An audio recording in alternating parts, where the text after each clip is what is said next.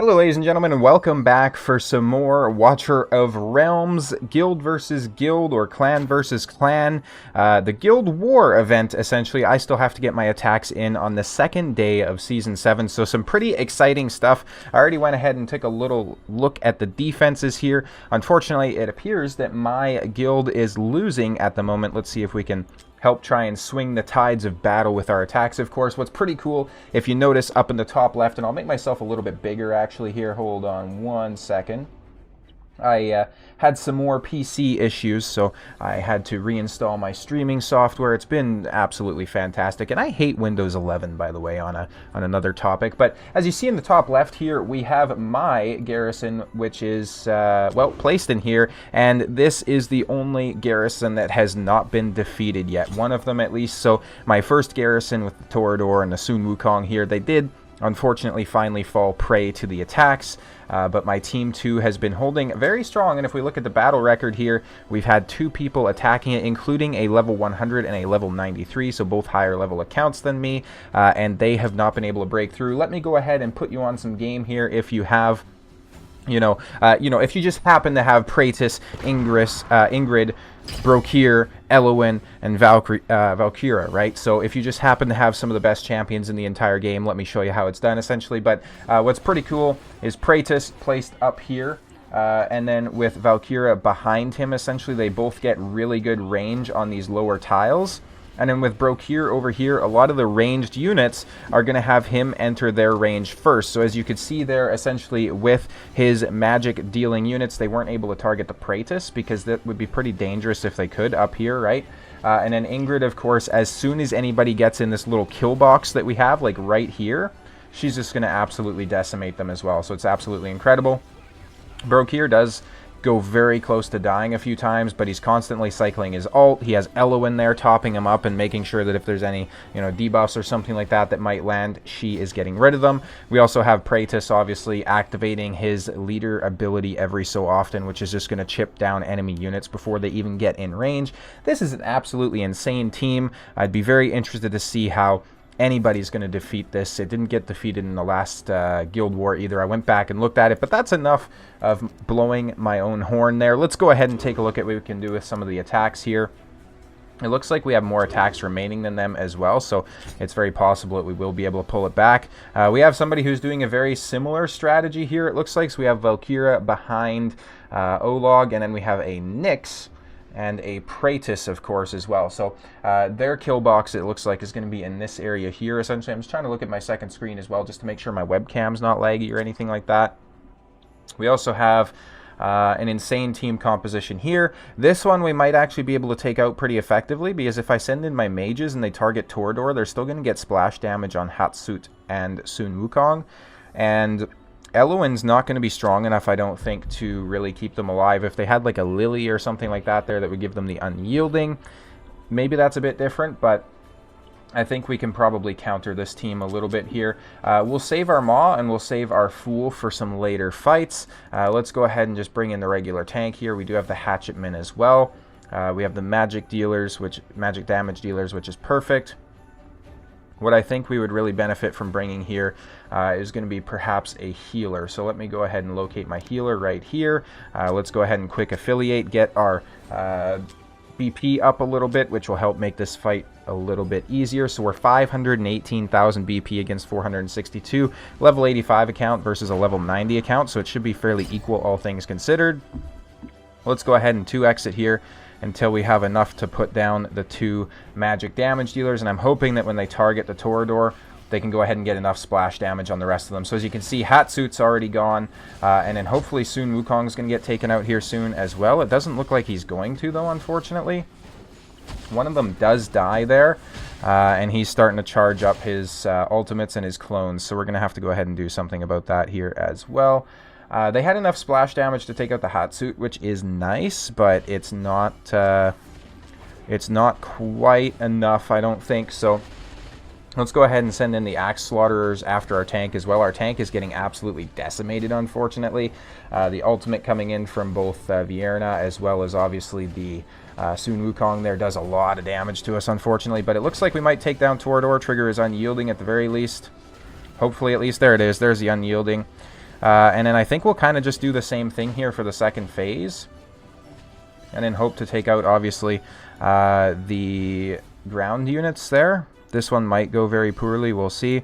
So we got a full 10. We're going to speed this up a little bit. We'll save up for 6. And then we'll go ahead and place in the Axe Slaughterers there. And all of the ultimates basically were triggered prior to them getting there, so we should be good. We do take Toreador down. Soon Wukong should fall pretty soon there, which is perfect.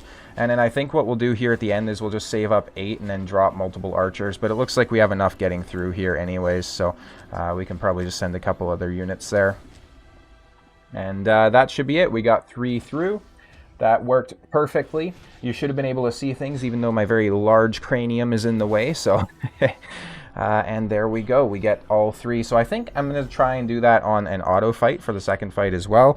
I found a team that I can beat, so I'm going to go ahead and attack it again, essentially, right? So it looks like my team or my clan or my guild, whatever it is, right? I've said this before, I come from Raid Shadow Legends. The terminology is a bit different there. It looks like my guild is struggling to really win this one, so I think just getting any attacks in that I can anywhere is going to be good. And something pretty cool, actually, is I took first place in the last Guild War in the rankings in terms of like the points contribution, so that was pretty cool. I was pretty proud of that. Hatsuit's just instantly gone. At least I think that's where Hatsuit was supposed to be placed, up there. Apparently she's not very tanky though, so... And hopefully the RNG doesn't cuck us here and we're able to actually get them through. So I think on the auto we actually triggered the Toreador unyielding, which we did get there this time, so that's perfect. And in fact, they're actually going a little bit longer, I think. So we saved up here, then we sent in the same exact team there. Of course, Vierna doesn't get her ult back quick enough to really do much, it doesn't look like. Though this time she did, which is unfortunate. So we don't have as many troops going through, so I think we'll just go ahead and do something like this. And then hopefully they're able to target the Vierna and take her out quick enough. There we go. So it's just a healer left, and obviously she's not going to last too long on her own. So then we can go ahead and march all the way through to the node point there. I'm going to go ahead and adjust my camera a little bit here too. There we go. Something more like that, just so it's not cutting off my chin so much. Make sure to let me know down in the comments if you're enjoying, first of all, the Watcher of Realms content, and then more specifically what sort of content that you would like to see about the game. I'm open to covering pretty much all aspects of it, including, like, you know, hero showcases and gearing and gear cleansing and all those sorts of things. There's a lot to cover in this game, that's for sure. Let's go ahead and see if some of these other posts can be attacked as well. Perhaps this is an insane looking team right here. All kind of clumped up at the end there, of course. I don't know how I feel about beating that. Valderon, Gon, and Ardea all on one row is pretty wild. I'm assuming... Okay, interesting. So this team might be pretty easy to take out in all honesty, because what we can do is we can send the magic damage dealers in, and then that's going to take care of the Araka. So then we really just have to worry about Hex. Their range is probably going to extend out to here, considering they have her Lord bonus. So I think we'll have to do something about that. Let's go ahead, get rid of the Axe Slaughterers, and we'll actually bring in the Shadowcasters, I think their name is, instead. And then there is a lot of air defense in this team, obviously, so I think we'll go ahead and do something like this and just see if we can win the battle with this kind of a strategy here. I think we'll still send in our tank first, just to trigger, yeah, so their range does extend out quite a bit there, unfortunately, and then we have Araka herself, so I think we'll send in our tank first, obviously, just to kind of get the ultimates triggered on him, and then we'll wait a little bit here, and then as soon as we have the cost to deploy both of our magic damage dealers, we'll go ahead and do that, and then hopefully that's enough to splash down the Araka, maybe even the Eloin behind. And there we go. We have the two magic damage dealers kind of on top of each other there. So obviously tank's going to come in. The only ultimate I really have to worry about is Hex, because Hex's ultimate lasts a long time. So that could be a bit concerning. As you can see, he's getting absolutely destroyed though, unfortunately. But I'm hoping when they hit the Brokir, it's enough splash damage to take out Araka. Araka being a, obviously, melee unit, yeah, she usually doesn't have much health at all. So that's a lot less DPS we have to worry about there. We'll save up a little bit more here, and then I think we'll send in our two melee damage dealers right after as well. So let's go ahead and do that right here. and they should be enough to take out Brokir, hopefully, as long as those ultimates don't absolutely cuck us. But it looks like Hex is going to have his ultimate, which is a bit unfortunate. I'm curious if I deploy these archers here, though, if they're going to be close enough to target Hex, because if they are, that's huge. If they can take him out at least. They do. That's huge. That's absolutely huge. We might actually have a chance here then. We'll get a healer going in there as well.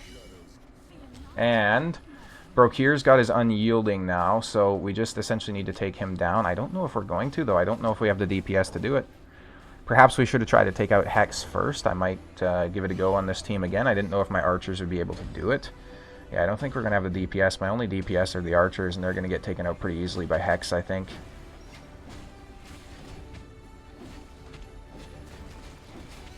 Very unfortunate. We'll go ahead and quit. We'll try this team again.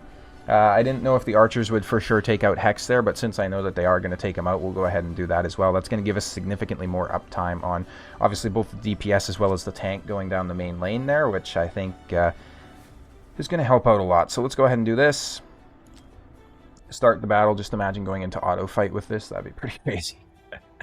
I'm definitely liking the whole seasons aspect, obviously, of this, though, because it's giving you, like, something to progress, essentially. There we go. His invisibility needs to wear off, and we missed it, unfortunately. Oh, that is rough. I forgot about Hex's invisibility, so I deployed them very quickly there. And I don't imagine these magic damage dealers are really able to reach over there. We'll try it. We'll try it. They might be able to. We'll see. Yeah, no, they can't, unfortunately. And got healed up by Elo in there as well. They're still good at triggering the ults, of course, so our magic DPS can still go in and get some work done, hopefully. And then we'll just save up cost to try and get Brokir taken care of as well there. The Rage regen is so strong from Eloin, obviously. Like, just coming in and having all of that extra Rage regen is absolutely insane. So she does such good things for any sort of a team composition inside Guild Wars. Go ahead and do this. We got the charged up Shadowcasters there, so they should certainly help out. We have the ultimate ending from Sylas as well, which means that our tank is going to have decent uptime there. I think we'll go ahead and get a healer coming in as well, even though he's probably not going to stay alive, because we have the Hex ultimate absolutely decimating us, unfortunately. We have the ultimate, which ended from Brokir, but it might come back before we take him down, which it looks like it's going to. And then, yeah, we just simply don't have the DPS to get past this again, so that's unfortunate. If I waited, I can't attack this again, obviously, but basically take a tip from me. Wait for Hex's invincibility to go away, because we definitely would have been able to get him there if we did wait for that, so that is unfortunate. We'll have to go on to the next team here, essentially, and see what we're able to do. This team is pretty scary, obviously, with the Ingrid covering this lane. We also have Hex covering this, and then Ardea as well, so that's pretty insane. Let's see what else we got going on here. There was this team that I was thinking about giving a try to as well. We can't really do too much splash damage here, though, obviously, because they're spaced out very well, so that definitely makes the team a little bit harder to reach as well. I can certainly see why my guild is struggling a little bit more with this one, that's for sure. This one could be interesting, though, because I have a feeling that we would be able to essentially target the Praetus first. But they do have Vortex in there who's going to be shielding people and everything like that, so that's going to be pretty annoying to deal with there as well. Sylas could be easily targeted, I think, by bringing in archers behind the tank or something like that. I think this is the team I was fighting before, perhaps. Actually, it doesn't really look like it. If we can find a team that doesn't really have too much air defense, we might be able to try some sort of a freaky, like, air strategy as well. Could be pretty interesting. So maybe even a team like this. My air units aren't very strong, though, so I'm just worried that they're not going to have really enough DPS to get through, essentially.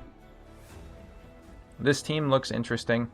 We have Nyx and Ingrid both covering this line here, though, which means that we'd need some sort of range damage against the Brokir.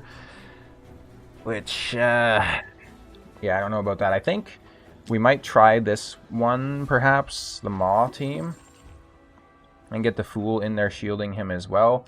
That being said, though, obviously the platform units are very well spaced out, which makes it hard, so A team like this we might be able to do as well. We have Silas, and then we have Maul looking downwards. But if we can somehow break through...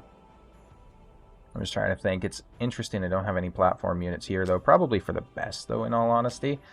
Let's go ahead and just keep kind of looking here at some of these options as well. I think this is where I just was. What am I doing? We have this team here, which hasn't been touched either. This tank team is very annoying because obviously you have like an unyielding here, you have an unyielding here, you have an absolutely insane melee DPS, and then Hollow giving them all rage regen and whatnot, so that's insane. And then obviously we have the Ingrid Praetus team here as well, which is pretty annoying. That's a very good placement for that team as well, I would say. Let's see. Do we have anything that we can do here? We do have Setram, who's going to be an insane DPS there, but I think this one we can probably take with the Maul team, or Maw team, I should say, just because it essentially looks like he is kind of lined up there. So we'll quick affiliate, and we have very good BP here, it looks like. So yeah, we have 597 versus 454. We should be able to do some good work, I would say.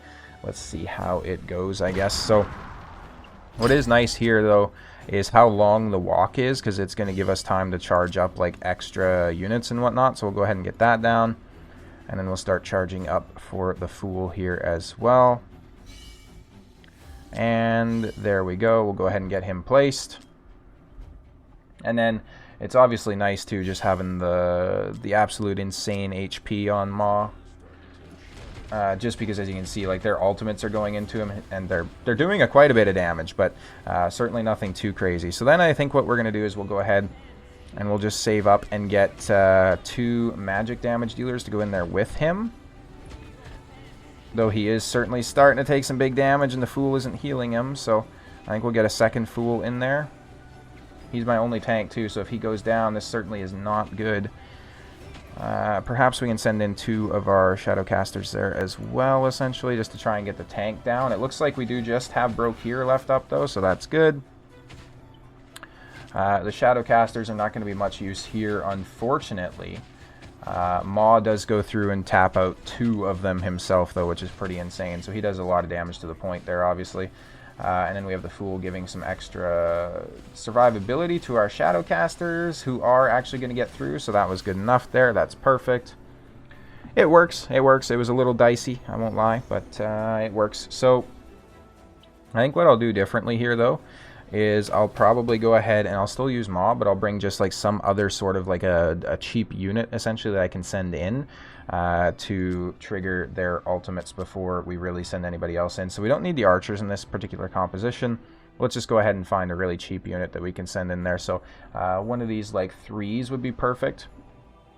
And if it was a ground unit, that'd be even better, because that's essentially just going to mean that, you know, everybody can target them, essentially. So everybody's ultimate should get triggered. So Silas, Valkyra, and of course Setram as well. So we'll go ahead.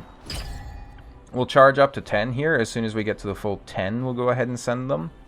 The only issue is they might be a little bit fast. So I'm thinking maybe we'll send Maw. Then we'll send in our other guys here just to trigger those ultimates, because Setram, for example, wasn't going to have his ultimate charged up by the time they got there if we sent them right away. And I want to essentially just waste their ultimates as much as possible. Though Maw might not survive this now due to that. That could have been a blunder. Oh, we get the shield up on him. Okay, okay. I just really need that shield to stay up. We'll get another Fool going in. They should be able to stack their healing, essentially. There we go. Perfect. So yeah, he is able to keep the healing up there, which is pretty insane. And then the second Fool coming in, it doesn't look like he's really stacking his healing, unfortunately. But we do have them going down there, so we'll save for the 2 magic dealers. Unfortunately, our healers do get taken out there. I didn't realize I didn't stack like that, which is kind of... It makes sense. It makes sense. We'll go ahead and we'll put in the little fast boys there as well, so they can hopefully maybe try and sneak through while my magic DPS get some work done. And they do, of course, take out the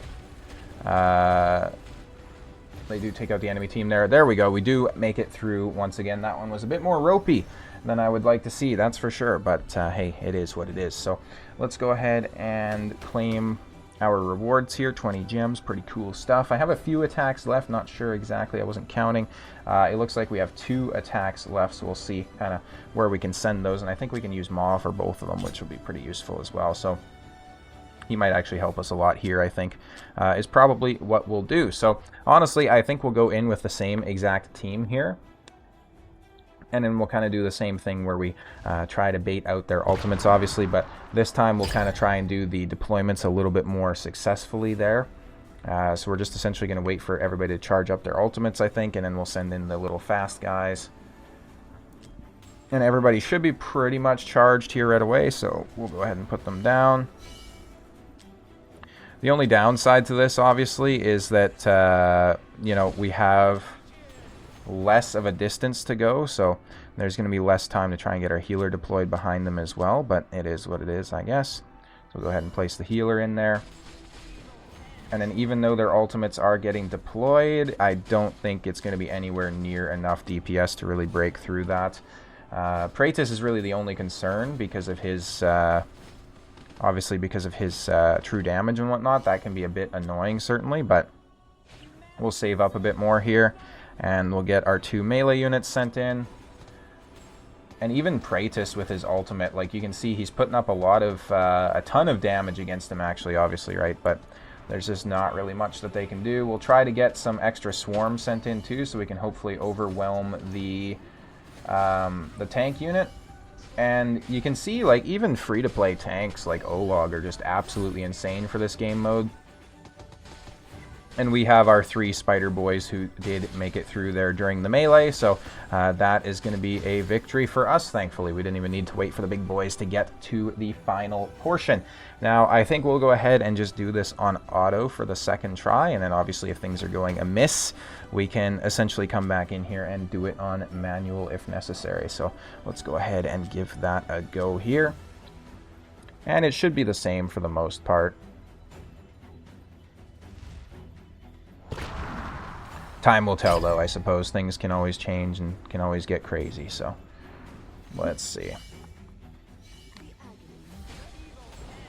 There it is. Perfect. They trigger all of the ultimates. So by the time Maw rolls up, basically nobody has their ultimates available. Valkyria has a little bit, and then Nyx has a little bit, obviously, but we're not really worried too much about that. And then Praetus does get his second ultimate coming around, but we do have the shield up to help and avoid any damage coming in. You can see Praetus, though, just absolutely shredding those shields that are placed on Maw, so that's pretty crazy. And we do get the spider boys through once again, which is pretty cool. So we get the next victory there as well. So I think that's what, at least 6 out of 8 were wins on my attacks, which is pretty awesome. I think there's probably a place where we can go and check like the battle stats. I haven't really looked at that previously, though, but let's see. If we go to guild allies, so me, attempts contribution 530. I have like some of the highest contributions so far, which is pretty cool. Battle record, personal record, contribution ranking. I'm in top 4, which is pretty cool. Does it not tell you how many were wins? It does not, unfortunately. It does not seem to. If I'm missing something, make sure to let me know there. I'd be very curious to hear. That being said, though, once again, thank you guys all so much for watching the video and the support on the channel, of course, and I'll see you next time.